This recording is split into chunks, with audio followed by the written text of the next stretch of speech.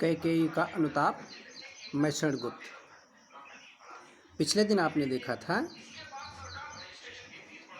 कि थूके मुझ पर त्रैलोक्य भले ही थूके, जो कोई जो कह सके कहे क्यों चूके, छीने न मात्र पद किंतु भरत का मुझसे, हे राम दुहाई करूं और क्या तुझसे।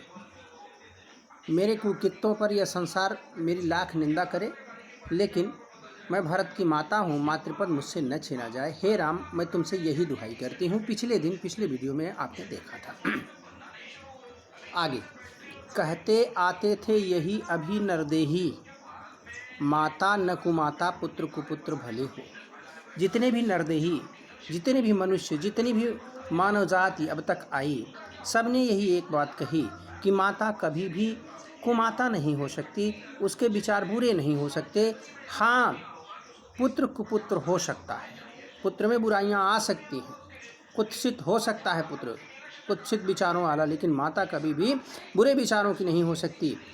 अब कहें सभी हाय विरुद्ध विधाता, है पुत्र पुत्र ही रहे कुमाता माता। लेकिन मेरे कुकृत्यों से यह जो लोकोक्ति थी, यह लोगों की जो विचारधारा थी, लोगों का जो विश्वास था, वह पूरा का पूरा बदल गया। और सभी लोग अब यही कहेंगे कि पुत्र पुत्र ही रहता है, श्रेष्ठ विचारों वाला रहता है, माता कुमाता हो सकती है, माता में बुरे विचार आ सकते हैं। ऐसा सिर्फ इसलिए है कि मेरे विरुद्ध विधाता है, मेरे विपरीत भगवान ही हो गया है। बस मैंने इसका बाह्य मात्र ही देखा, इसके बाह्य शरीर, बाह्य आवरण को मैंने देखा। दृढ़ हृदय न देखा, मृदुल गात्र ही देखा। इसके कोमल शरीर के ऊपर ही हमारा ध्यान गया, लेकिन इस कोमल शरीर के भीतर एक मजबूत विश्वास, एक दृढ़ हृदय, एक उच्च आकांक्षा निवास करती है, इसकी तरफ हमारा ध्यान नहीं गया। परमार्थ न देखा, दूसरों का क्या हित होगा, इस बात की तरफ मेरा ध्यान नहीं गया। परमार्थ न देखा, पूर्ण स्वार्थ ही साधा, अपने पूर्ण स्वार्थ की तरफ ही हमने ध्यान दिया। और इस कारण ही तो हाय आज यह बाधा, शायद इसी कारण से आज ये जो परेशानी है, आज जो ये संकट है, शायद इसका मूल कारण यही है।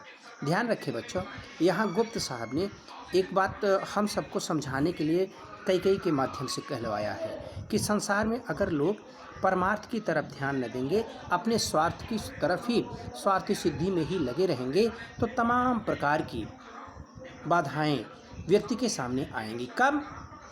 जब त्याग नहीं रहेगा, सब स्वार्थ रहेगा। जब स्वार्थ रहेगा तो अनेक परेशानियां, इस जैसी परेशानियों का सामना करना पड़ सकता है। लाइन लिखी है, इस कारण ही तो हाय आज यह बाधा, शायद इसी कारण से आज यह परेशानी है, आज यह रुकावट है।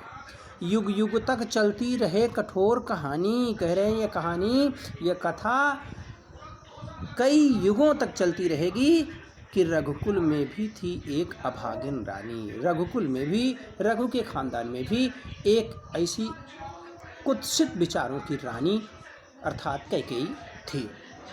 निज जन्म जन्म में सुने जीव यह मेरा, अपने जीव को, अपनी आत्मा, अपने मन को धिक्कारती हुई कैकेयी कहती है कि जितनी बार जन्म ले मेरा यह जीव, मेरा यह मन, जितनी बार शरीर धारण करे, उतनी बार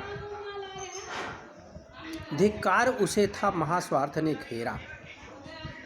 अपनी धिक्कार सुने, अपनी अवहेलना सुने, अपनी उपेक्षा सुने, क्योंकि ऐसे जीव को महास्वार्थ ने घेर रखा था, ऐसे मन को, ऐसी आत्मा को महास्वार्थ ने घेर रखा था। तो जितने भी जन्म ले यह जीव, जितनी भी शरीर धारण करे, उतने जीवनों में इसे धिक्कार ही मिले। 100 बार धन्य वह एक लाल की माई, और जिस जननी ने है जना भरसा भाई। इसी बीच राम ने कैकेयी माता से कहा कि 100 बार, एक बार नहीं, वह माँ 100 बार धन्य है जिसने भरत जैसे भाई को जन्म दिया, जिसने भरत जैसे भाई को जन्म दिया।